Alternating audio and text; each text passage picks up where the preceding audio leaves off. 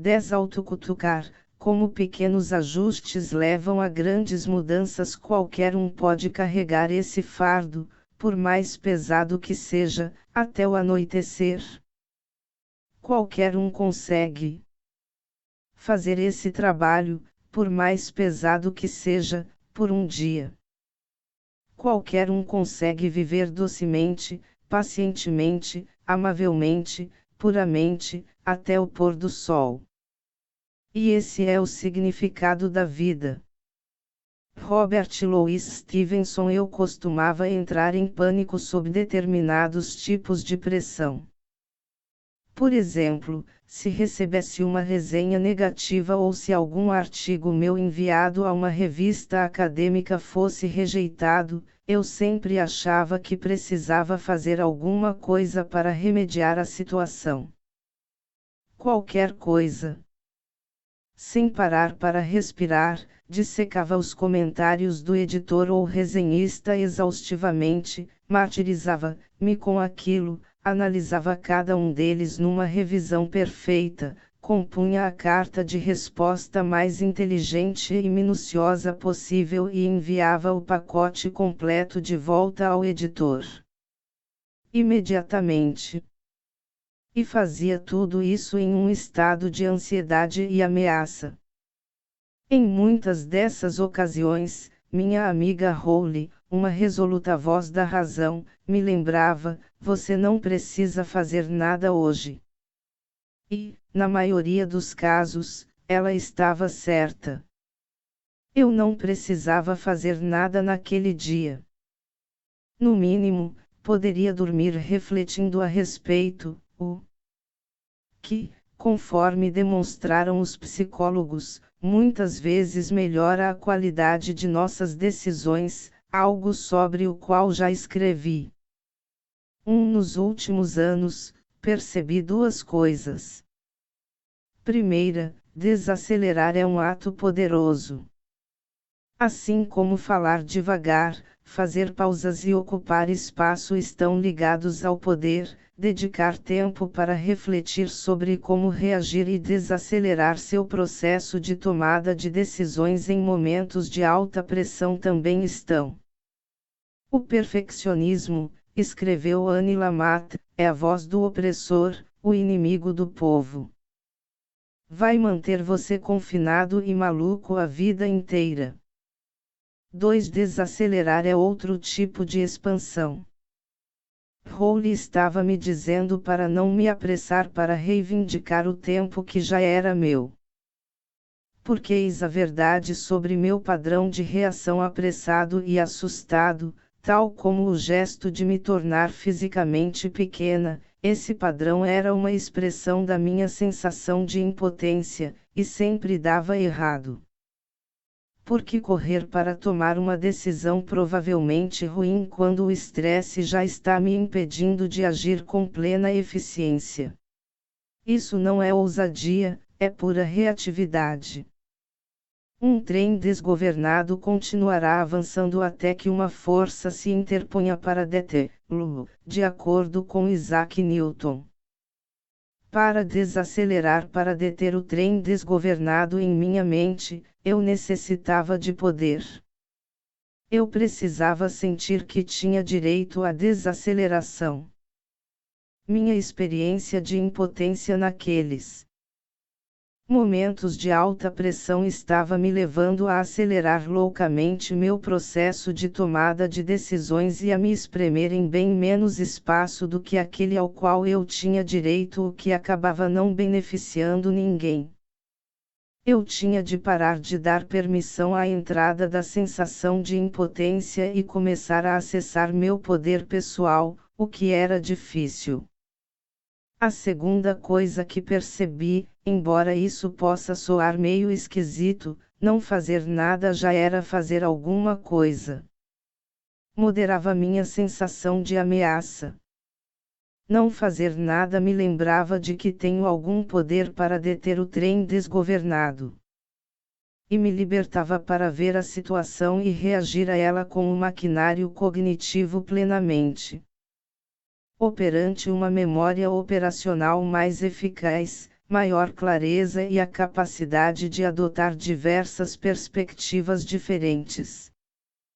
Não fazer nada já estava fazendo algo por mim e ainda era bem melhor do que fazer alguma coisa, ao menos alguma coisa do tipo que eu vinha fazendo. Quando eu tentava corrigir um problema ou ameaça imediatamente, daquela forma atabalhoada e nervosa, nunca ficava satisfeita com minha ação. E o resultado também nunca era o desejado. Conforme expliquei no primeiro capítulo, ter presença não consiste em vencer. A presença não pode ser motivada pelo desejo de determinado resultado, embora o resultado tenda a ser melhor. Quando você está presente, ter presença consiste em enfrentar seus maiores desafios sem medo e sem ansiedade e sair deles sem arrependimento. Não chegamos lá decidindo mudar exatamente agora. Chegamos lá lentamente, gradualmente, cutucando-nos um pouco mais a cada vez. Eu, por exemplo, toda vez que sentia aquela pressão das altas expectativas, precisava me cutucar para desacelerar e me fixar menos nos resultados. Não tinha como mudar instantaneamente apenas decidindo mudar. Mas, toda vez que eu me cutucava, criava uma lembrança que eu poderia acessar na próxima vez que entrasse em pânico. Eu podia dizer, já fiz isto outras vezes, então. Por que não voltar a fazer? Desacelerar tornou-se um autorreforço.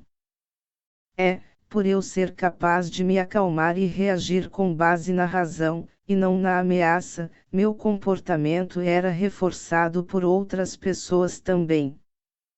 E foi assim, também, que me recuperei de uma lesão cerebral traumática gradualmente, com uma lentidão exasperadora. 3. Quando as pessoas perguntam como você se recuperou, esta é a única resposta que tenho: eu me cutuquei. Eu me cutuquei por inúmeros dias sombrios. Cada pequena experiência pessoal de melhoria se tornava uma nova fonte de inspiração e de informação, um lembrete de que eu poderia continuar tentando. Toda vez que eu conseguia assistir a uma aula sem entrar em pânico enquanto lutava para processar cognitivamente o que estava ouvindo, era uma pequena vitória. À medida que as coisas foram ficando mais fáceis, outras pessoas começaram a reagir a mim como se eu fosse alguém realmente competente e forte, mesmo que eu ainda não acreditasse em mim. Nunca em 1 milhão de anos pensei em me tornar professora em Harvard. Em 1992, eu só queria terminar cada semana sem perder a esperança, assistir a uma aula sem pensar em abandonar os estudos, e cheguei a abandonar, mais de uma vez, porque meu cérebro ainda não estava pronto para voltar à sala de aula. Eu não tinha nenhum objetivo concreto em mente. Só queria me sentir um pouquinho mais eu mesma, um pouco mais perspicaz, um pouco menos como se estivesse observando de dentro de uma bolha de vidro e um pouco mais como uma participante no que estava ocorrendo. Não posso sequer afirmar que eu era capaz de notar, plena e conscientemente, todas as mudanças que estavam acontecendo. É assim que a coisa funciona. Em toda situação desafiadora, dei-nos uma cutucada, encorajamo-nos a nos sentirmos um pouco mais corajosos, a agir com um pouco mais de ousadia, a transpor as muralhas do medo, da ansiedade e da impotência. A ser um pouco mais presentes. E gradualmente, com o tempo, nos vemos onde queremos estar.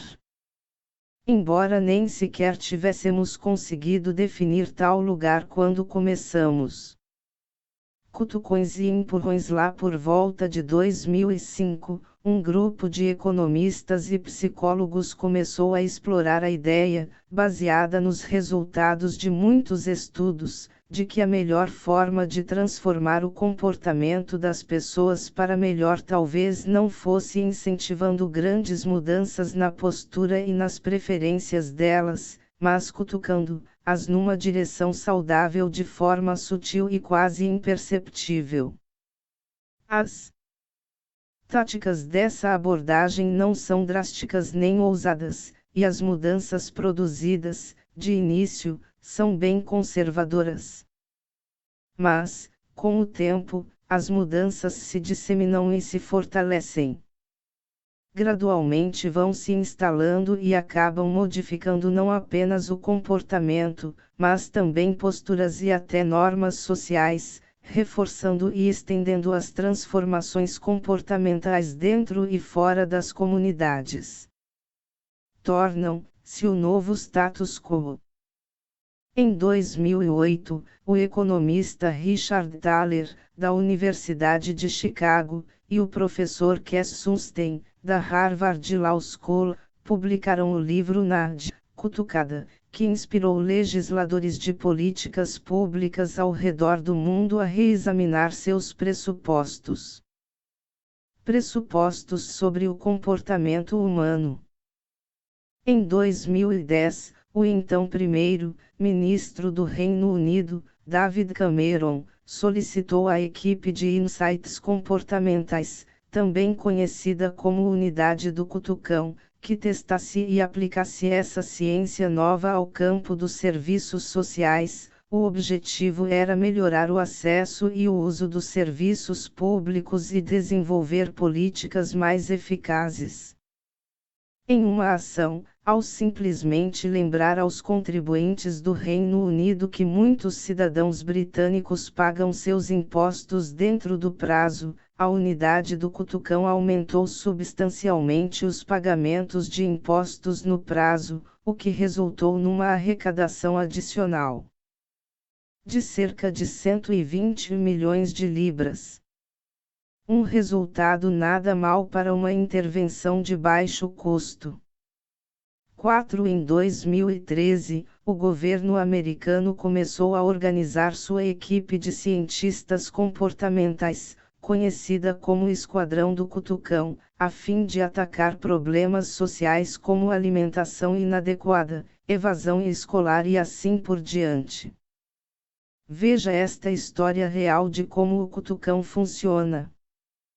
As abordagens tradicionais para reduzir o consumo doméstico de energia em geral incentivavam as pessoas a realizar grandes mudanças, como isolar suas casas termicamente e comprar eletrodomésticos mais econômicos. Qual é o problema nisso? É pedir demais. Apenas uma pequena porcentagem das pessoas atendiam ao pedido, e normalmente eram aquelas cujas posturas e circunstâncias já estavam alinhadas ao comportamento específico que era incentivado. Uma pessoa, digamos, que é proprietária de uma casa, em vez de locatária, identifica-se como ambientalista, está interessada em reformar sua cozinha e dispõe de dinheiro para tal, poderia cogitar comprar uma lava-louças nova. Embora essa medida pudesse ter gerado economias de energia impressionantes para as poucas pessoas que a adotaram, a maioria não demonstrou disposição para gastar $1000 em resposta a uma sugestão genérica impressa no verso de uma conta. Aqueles eloquentes pedidos eram ineficazes para mudar a postura das pessoas que já não davam a mínima para a redução do consumo de energia. Em 2006, 2 jovens decidiram tentar uma abordagem totalmente diferente.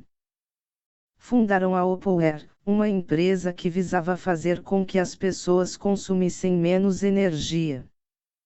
Em vez de solicitar explicitamente grandes mudanças onerosas, eles cutucavam as pessoas e davam um empurrãozinho rumo a mudanças pequenas e graduais, simplesmente comparando seu consumo energético ao dos vizinhos via feedback em forma de emoticons.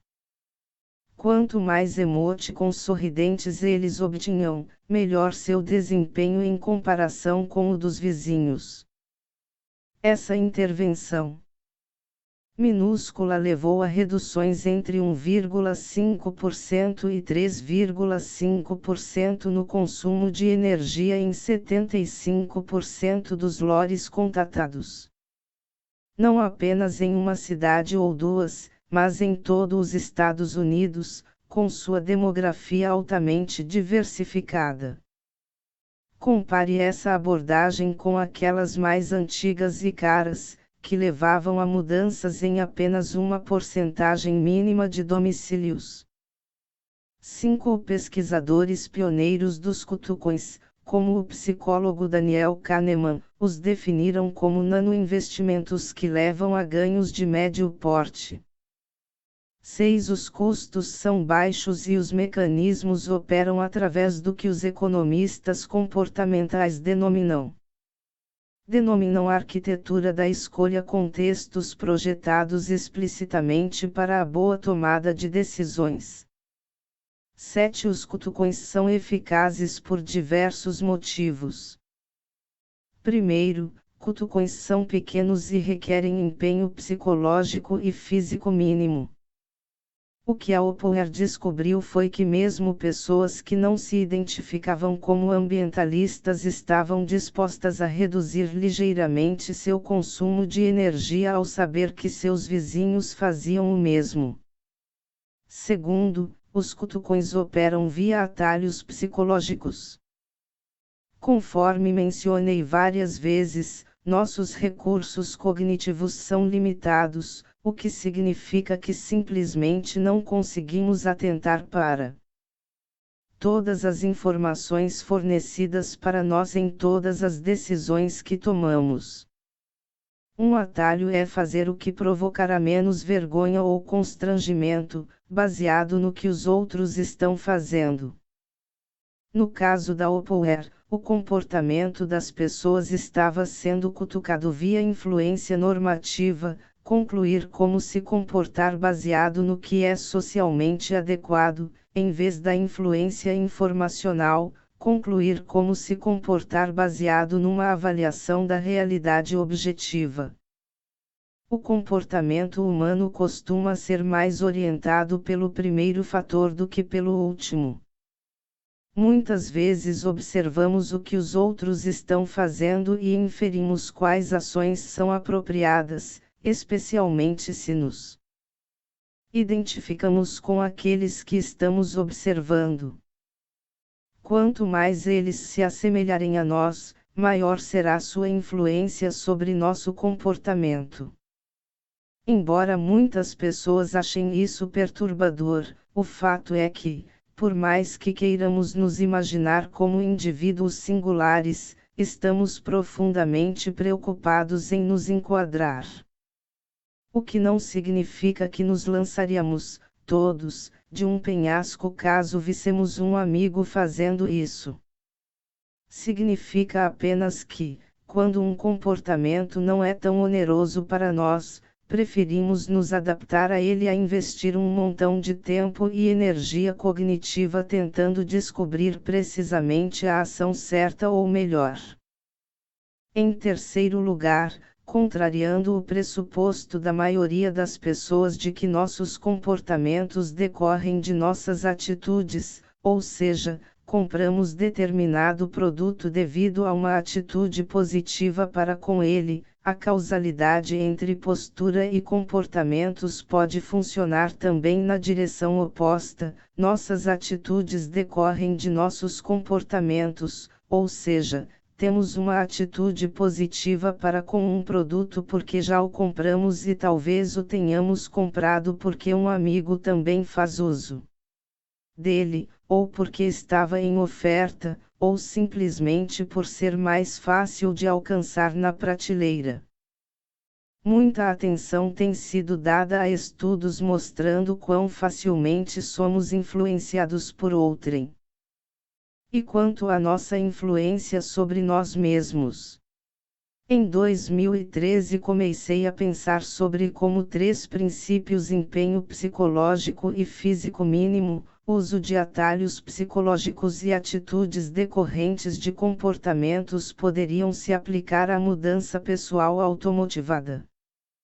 Assim como as empresas podem cutucar o comportamento de grandes grupos de pessoas, indivíduos podem cutucar o próprio comportamento rumo a hábitos mais saudáveis e produtivos.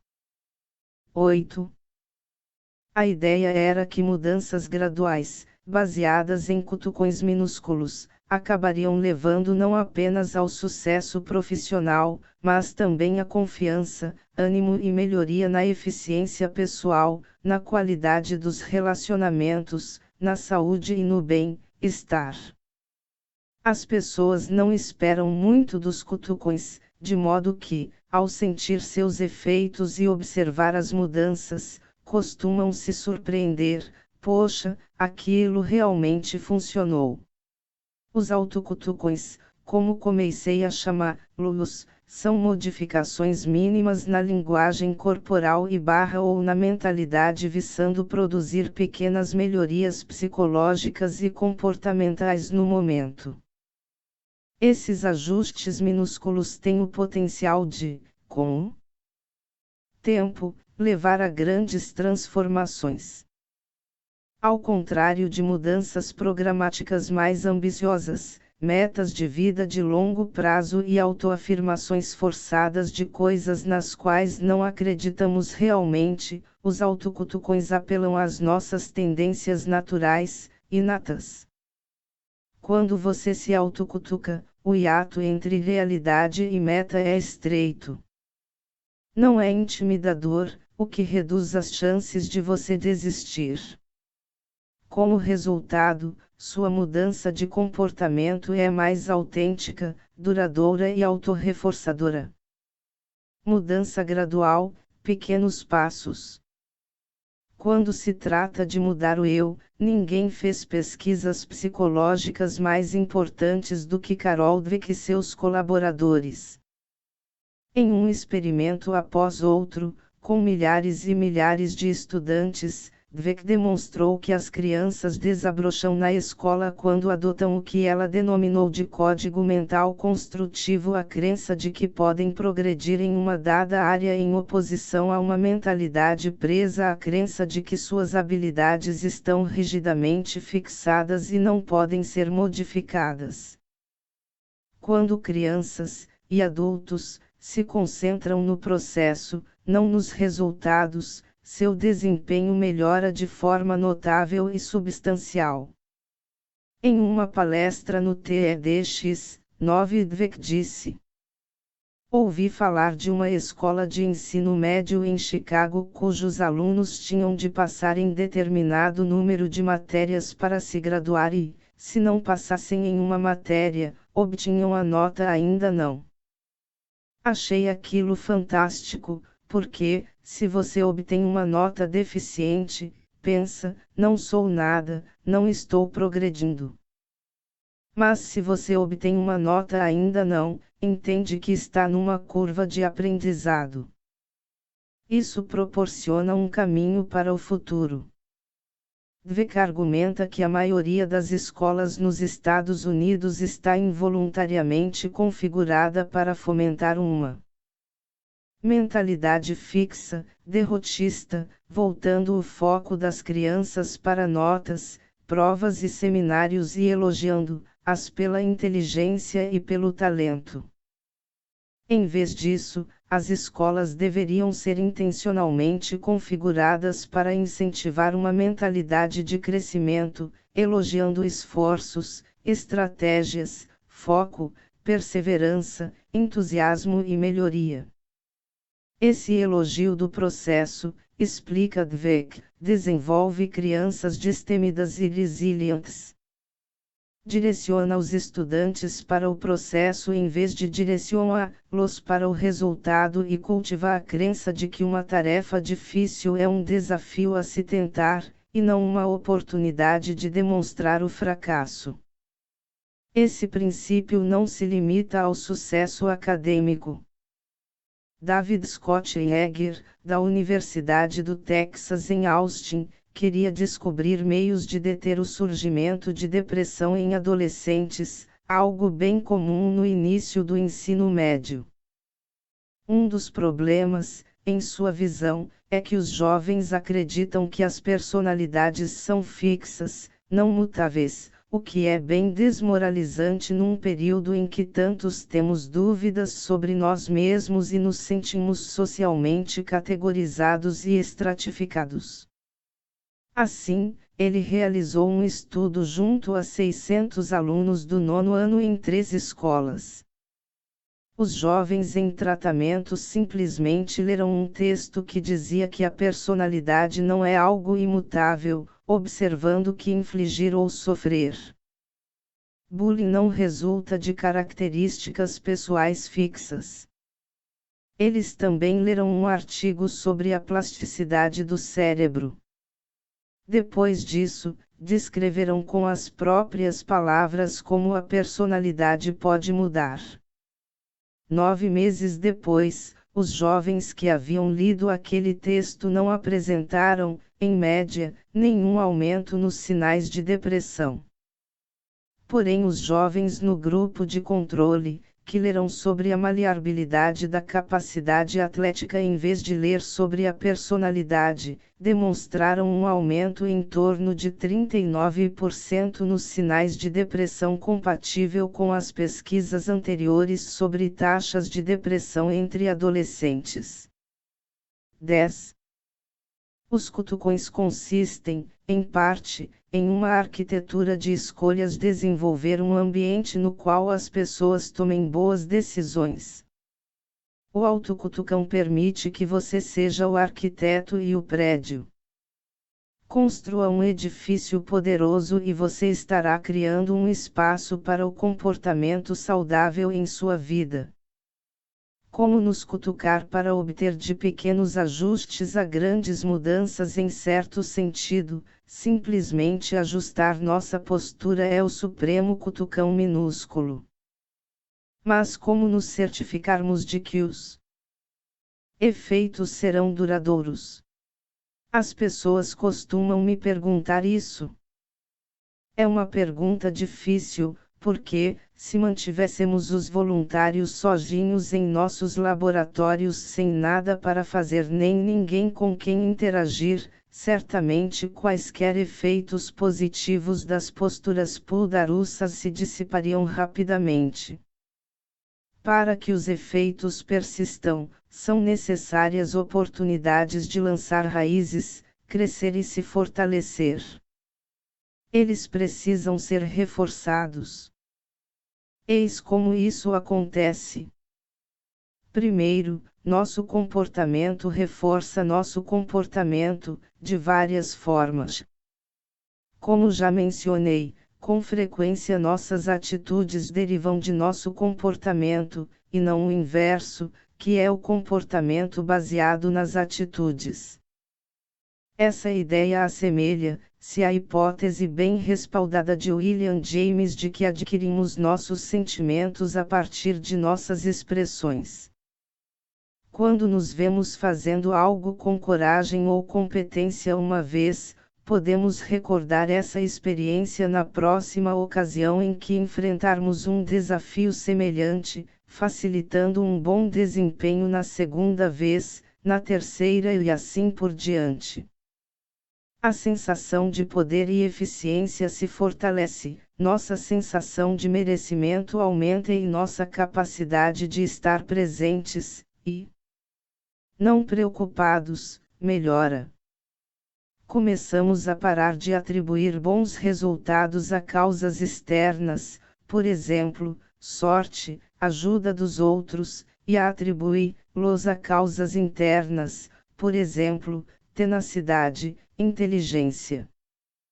Quando fazemos uso de intervenções não verbais, como respiração profunda, sorriso, costas retas ao sentar e posturas pudarussas, não somos perturbados por autoavaliações momentâneas desconcertantes de quão bem estamos nos saindo ou não aquele caldeirão fervilhante eternamente calculista e autocrítico de pensamentos, previsões, ansiedades, julgamentos e meta-experiências incessantes sobre a experiência em si, na descrição de Maria Popova, veja capítulo 1. Pelo contrário, estamos presentes e com a melhor performance possível no momento. Observamos nosso desempenho pós-intervenção mudar mais tarde, após uma reflexão saudável, em vez de pensamentos obsessivos. As posturas pudarussas podem modificar gradativamente seu ponto de referência, o que, com o tempo, leva a grandes mudanças comportamentais. Podem causar um efeito cascata sobre outras mudanças, o qual reforça e amplia a mudança inicial.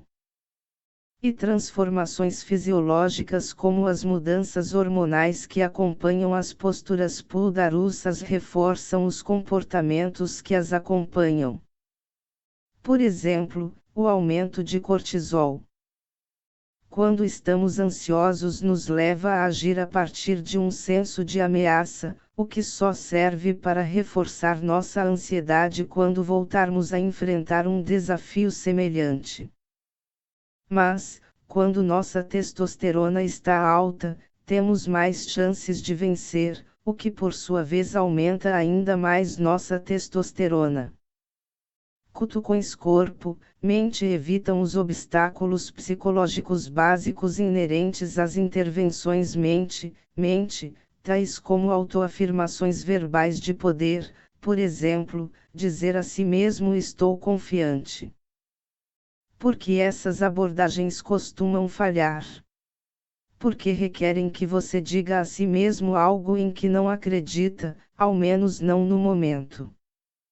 Enquanto estiver na agonia de duvidar de si, com certeza não irá confiar na própria voz para lhe dizer que está errado ao duvidar de si, ainda que você esteja, de fato, errado por duvidar de si. Autoafirmações generalizadas podem se tornar exercícios de autocrítica, particularmente quando você já está estressado e extrasensível ao julgamento social, acabando por reforçar a ausência de confiança em si. Abordagens corpo-mente como posturas pudarussas dependem do corpo, que tem um vínculo mais primitivo e direto com a mente, para lhe contar que você está confiante, evitando assim aqueles bloqueios psicológicos. A segunda forma como autocutucões produzem efeitos duradouros é pelo reforço de nosso comportamento por outra pessoa. A expressão não verbal não consiste apenas em uma pessoa falando e outra ouvindo. É um diálogo em que a expressão de uma pessoa desencadeia uma resposta compatível. Essas interações reforçam as impressões que temos uns dos outros e de nós mesmos, afetando assim a maneira como nos comportaremos não apenas no diálogo imediato, mas também na próxima vez que estivermos em situação semelhante.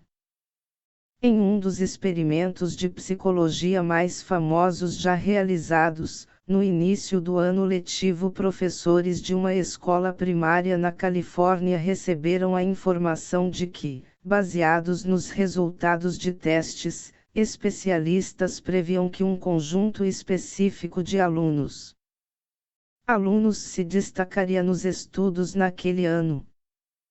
11 Os professores foram informados dos nomes desses alunos.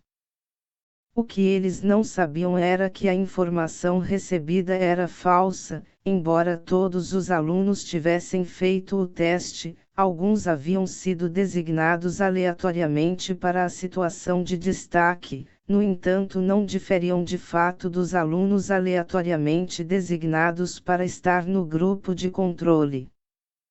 Observe que esse experimento foi realizado na década de 1960 e, embora atendisse aos padrões da época, não atenderia aos padrões éticos atuais para voluntários. Portanto, não se preocupe, seus filhos não serão sujeitados a esse tipo de estudo. O que você acha que aconteceu? Se fosse informado de que um de seus filhos estava na iminência de experimentar um grande progresso intelectual, o trataria de modo diferente. E se fosse um funcionário? Um amigo? Bem, o que aconteceu foi que o comportamento dos professores acabou por promover um crescimento intelectual maior dos destaques. Eles faziam mais perguntas a esses alunos, respondiam-lhes de formas mais alentadoras e afirmativas, davam-lhes mais oportunidades de aprender e assim por diante. Como resultado, ao final do ano, os destaques estavam superando os colegas do grupo de controle no mesmo teste no qual não haviam diferido no início do ano. Assim funcionam as profecias autorrealizáveis. Temos uma expectativa sobre alguém e sobre como essa pessoa deverá se comportar, aí a tratamos de modo a provocar os comportamentos esperados, confirmando assim nossas expectativas iniciais. E assim por diante.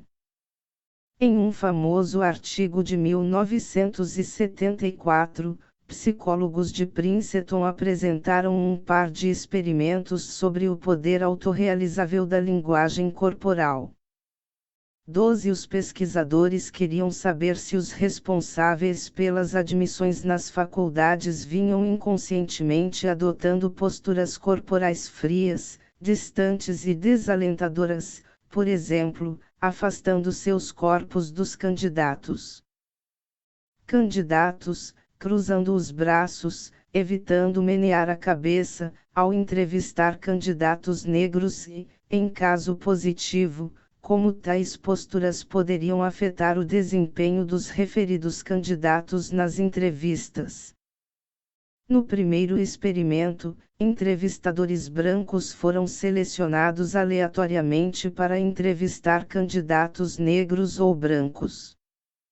De fato, ao entrevistar candidatos negros, os entrevistadores brancos fizeram uso de uma linguagem corporal fria e distante, e os candidatos negros foram vistos como tendo um desempenho pior na entrevista em comparação com os brancos.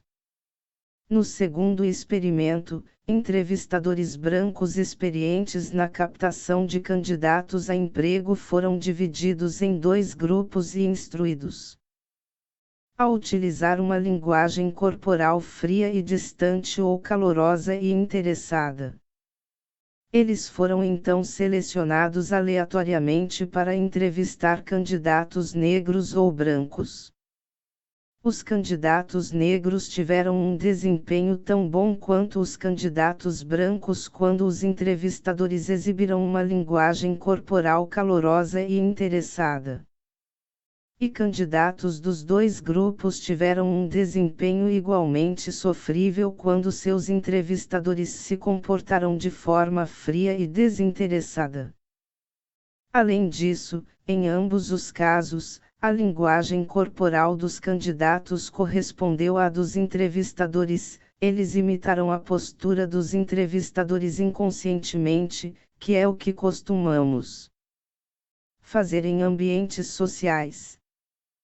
Em suma, nossa linguagem corporal, que em geral é baseada em preconceitos, molda a linguagem corporal das pessoas com quem estamos interagindo. Se esperamos dos outros um mau desempenho, adotamos uma linguagem corporal repelente e desalentadora.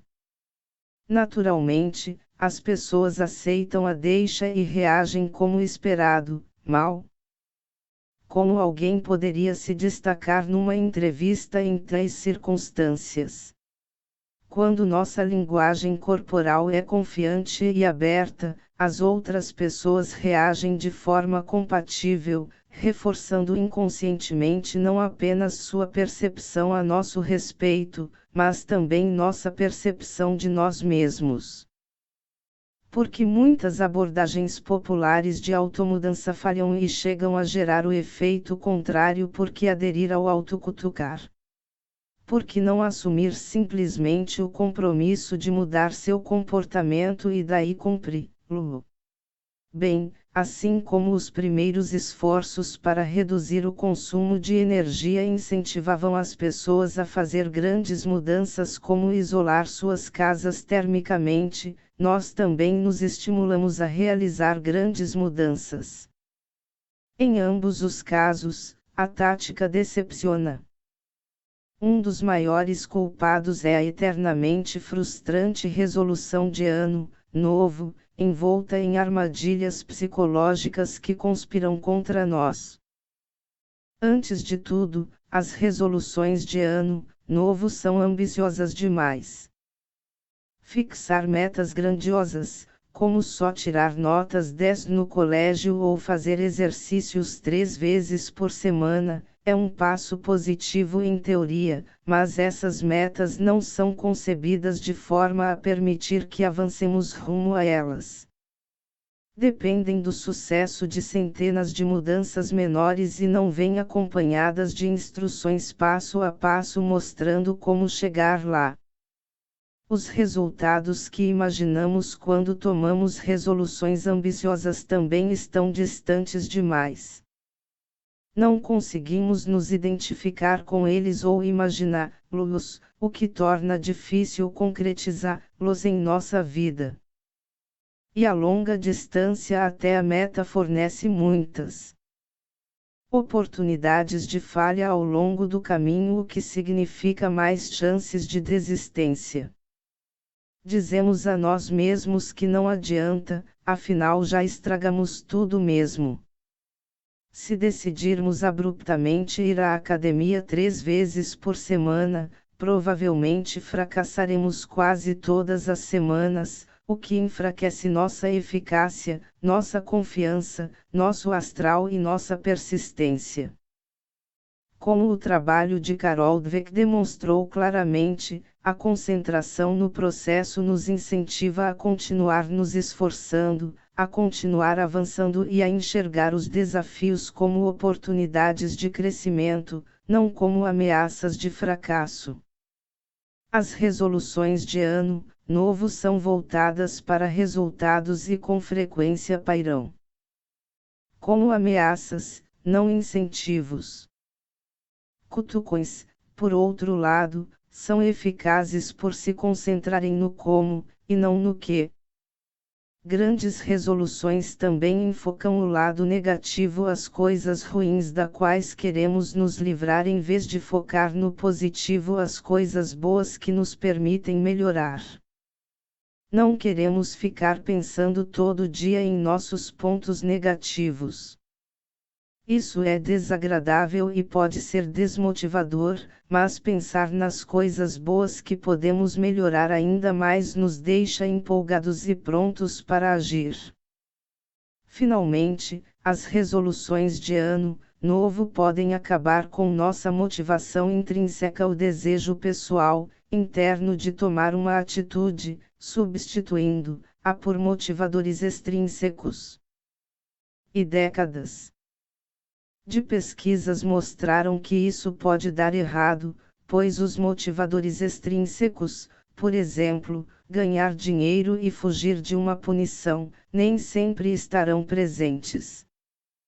Na verdade, quando o objetivo envolve algo que realmente adoramos fazer, os motivadores extrínsecos podem acabar matando a motivação intrínseca. 13 Por exemplo, eu sempre quis adotar a corrida como uma forma de exercício. Gosto da elegância da corrida, um único movimento gracioso repetido, equipamento mínimo, nada de academia, pode ser praticada ao ar livre em praticamente qualquer lugar. Tudo isso me atraía. Antigamente, em quase todo ano novo, eu resolvia me transformar numa corredora. Na minha cabeça, um corredor era alguém disciplinado, veloz e capaz de completar maratonas. Mas, se você começa do zero, vai levar algum tempo até satisfazer esses critérios, e eu não conseguia aceitar isso. Ao enfocar o resultado tornar-me uma corredora conforme minha definição, eu estava ignorando a realidade de que existe todo um processo intermediário. Toda vez que saía para uma corrida, ela era curta, lenta e dolorosa. Toda corrida parecia um fracasso. E eu não curti o processo no início. Na verdade, toda vez que eu resolvia me tornar uma corredora, logo começava a odiar correr. Aquilo foi um problema de verdade. Qualquer motivação intrínseca que eu tinha morria rapidamente porque os motivadores extrínsecos eram poucos e irregulares.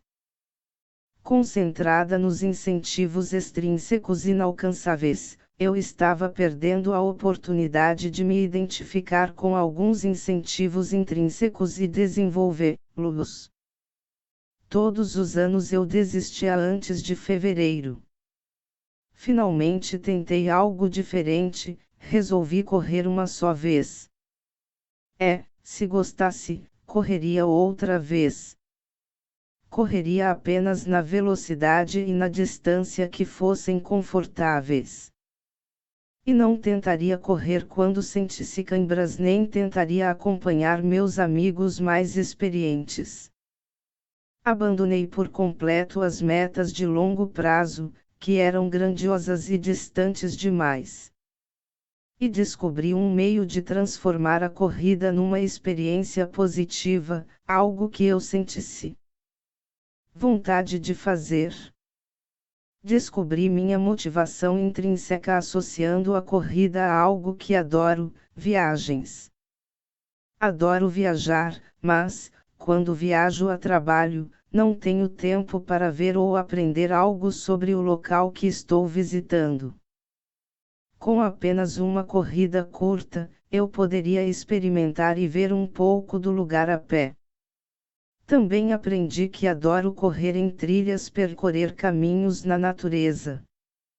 Não corro em alta velocidade quando faço isso, mas gosto de passar um tempo na floresta, de modo que não se trata de virar uma corredora. Em vez de enfocar o que eu ainda não conseguia, por exemplo, correr com velocidade, bem e de forma competitiva, eu estava me concentrando no que poderia fazer, enriquecer minhas experiências de viagens a trabalho e curtir a natureza. Inverti cada aspecto de como estava tentando cumprir minhas resoluções de ano novo. Corri alguma maratona? Nenhuma.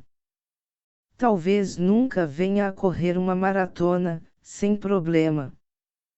Mas não desisti. E isso já é alguma coisa.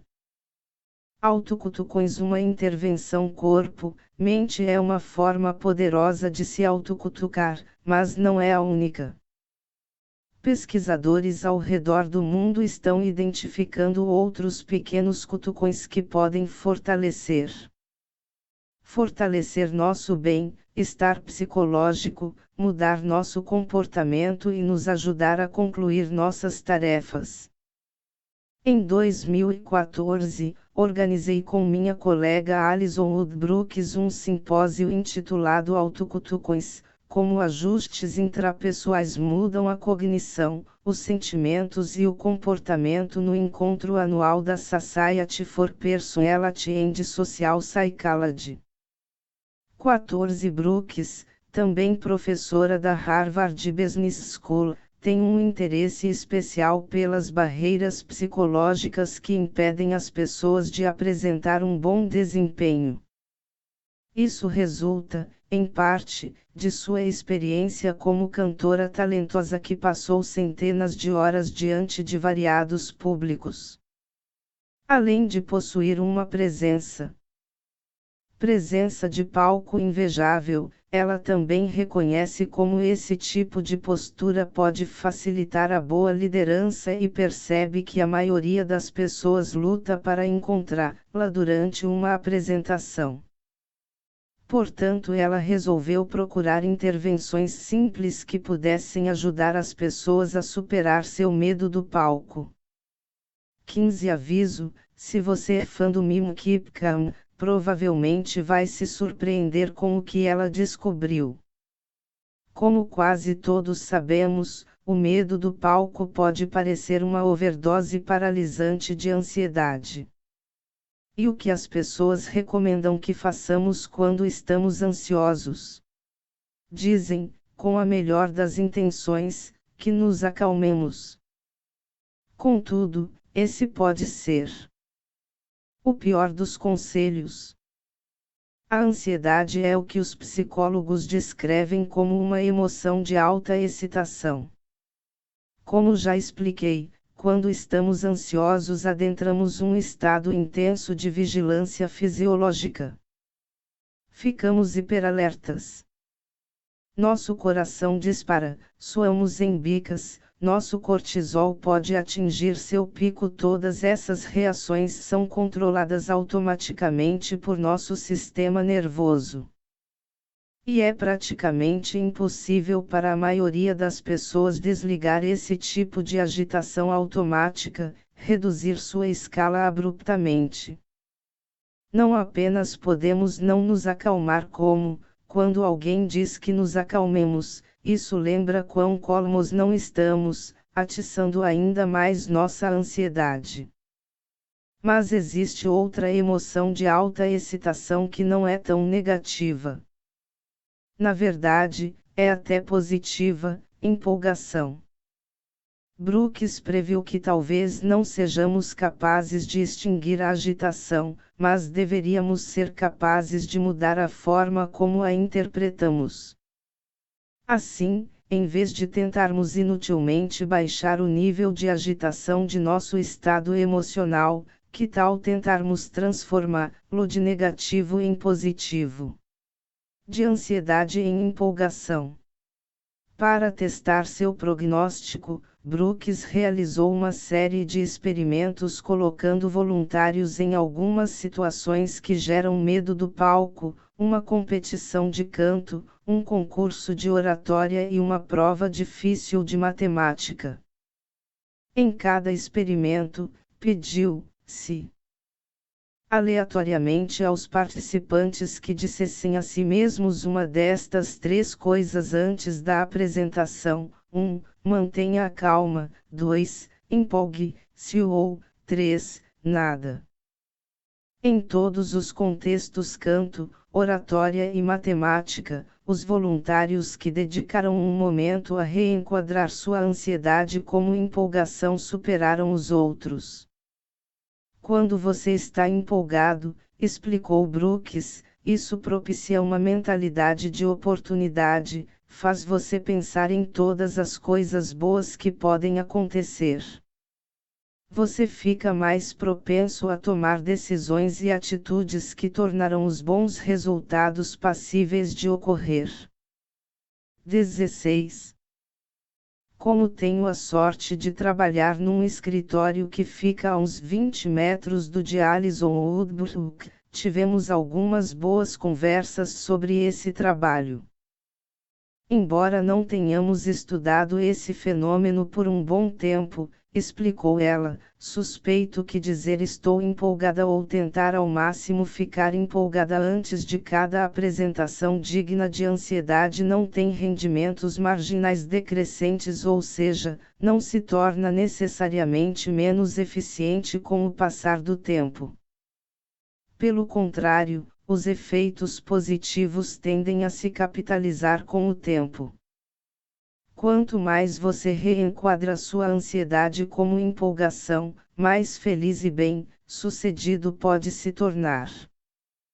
É aí que o autocutucar entra em ação, ao se concentrar em cada momento novo à sua frente, e não no resultado da apresentação. Lenta e gradualmente você se cutuca rumo a uma versão mais arrojada, mais autêntica e mais eficaz de si. Reenquadrar a ansiedade como empolgação me ajudou a cantar e a tocar diante de multidões, apresentar minha pesquisa, vender minhas ideias empresariais, lecionar para estudantes de graduação, de MBA e executivos, e interagir com meus colegas de Harvard diariamente. Quando uma psicóloga é capaz de pôr suas pesquisas em prática na própria vida, você sabe que está diante de algo bom. Ao simplesmente reenquadrar o significado da emoção que estamos sentindo cutucando-nos da ansiedade para a empolgação, modificamos nossa orientação psicológica, mobilizando os recursos cognitivos e fisiológicos de que precisamos para obter sucesso sob pressão. Transformamos efetivamente nosso medo do palco em presença de palco. De que outra maneira podemos usar pequenos cutucões para melhorar nossa vida? Hal Hershfield, professor da UCLA, identificou um autocutucão espantosamente simples que pode ajudar a tomar decisões melhores hoje a respeito de quanto dinheiro poupar para amanhã ou para daqui a 50 anos. Foi assim, em 2014, Hershfield perguntou a 1.000 pessoas do país inteiro, qual é o seu pior inimigo? 17.500 delas deram a mesma resposta, eu. Acontece que não temos muito mais compaixão por nós mesmos do que por um desconhecido. E esse é um grande problema quando se trata de poupar dinheiro, porque, se não conseguimos nos identificar com a pessoa para quem estamos poupando, porque iríamos reservar conservadoramente um grande montante de dinheiro para ela? Por que não gastar agora, simplesmente, com nossos rios atuais? Para tomarmos boas decisões sobre poupança para o futuro para a aposentadoria, em particular temos de gostar de nós e nos respeitar. Especificamente, temos de apreciar e respeitar nossos rios futuros, aqueles que se beneficiarão de um substancial fundo de aposentadoria. Temos de nos importar com eles e montar um panorama claro de quem são. Arrecadadores de recursos para organizações que ajudam grandes causas, por exemplo, são bem mais eficazes quando seu marketing se concentra em uma vítima específica, não anônima, uma pessoa afetada por um desastre natural, doença ou crime, em oposição a 1.000 pessoas afetadas. Soa anti-intuitivo. Não deveríamos querer aumentar a quantia doada-se. Sabemos que ajudará milhares de pessoas. Sim, mas, embora não consigamos entender milhares de pessoas e nos identificar com elas facilmente, certamente conseguimos entender e nos identificar com uma. E quanto mais nítida ela for, melhor. 18 Um estudo de neuroimagiologia realizado por Hershfield e seus colegas mostrou que, quando as pessoas se imaginavam 10 anos depois, sua atividade cerebral se assemelhava mais a quando estavam pensando numa pessoa totalmente diferente, Matt Damon ou Natalie Portman, por exemplo, do que quando estavam pensando em si mesmas no presente. 19. Hershfield e seus colegas também descobriram que, quando mostravam aos seus voluntários fotos deles em idade mais avançada e depois lhes davam uma oportunidade hipotética de depositar dinheiro em cadernetas de poupança, os voluntários aplicavam 2 vezes mais dinheiro na conta do que quando não haviam visto as fotos. Quando conseguiam se identificar com seus rios futuros, ficavam bem mais interessados em poupar para aquela pessoa. 20 Hershfield de fato sugere imprimir uma imagem de seu eu futuro. 21 Que você pode, acredite se quiser, criar online, e então colocá-la nos locais onde se possa ao tomar decisões financeiras importantes sobre seu futuro. Ou sugere escrever uma carta atenciosa ao seu futuro eu antes de fazer escolhas nesse sentido. O objetivo é reduzir a lacuna percebida entre o eu presente e o distante eu futuro, trazer o eu futuro para o presente, a fim de saudá-lo e desenvolver algum contato com ele. Autocutucões podem até funcionar no nível superficial do vestuário. O que trajamos pode mudar como vemos, sentimos, pensamos e nos comportamos. Por exemplo, em 3 experimentos realizados na Northwestern University, os participantes tiveram de vestir um jaleco branco. No primeiro estudo, vestir o jaleco melhorou a atenção dos participantes, fundamental à presença em situações dinâmicas e não familiares. Mas os resultados foram um passo adiante, quando os participantes foram informados de que aquele era um jaleco de médico, vesti-lo melhorou ainda mais sua atenção. Quando informados de que era o jaleco de um pintor, não experimentaram o mesmo benefício.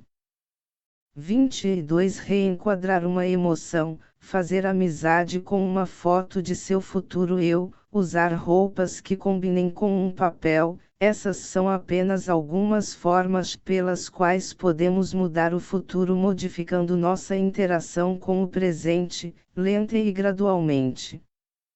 Os psicólogos estão começando a voltar sua atenção para a descoberta de outros autocutucões. Isso é só o começo. Maria, uma mulher que vinha lutando contra a depressão que a impedia de se envolver plenamente com seu trabalho, enviou-me o seguinte e-mail: eu costumava me identificar com minha inteligência como uma grande fonte de confiança.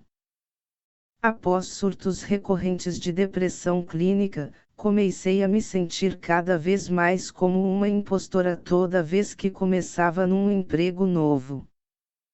Ontem, 45 minutos antes de meu primeiro dia no emprego, consegui me arrastar para fora da cama, fazer uma postura de poder e com um urro me empurrar para o chuveiro, para o carro e finalmente para a porta da frente da empresa.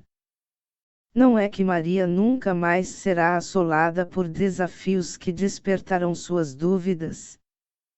Mas ela terá uma lembrança nova, um novo autoconhecimento, uma sensação de eficiência e poder, sem falar no reforço que obterá de seu superior e dos colegas.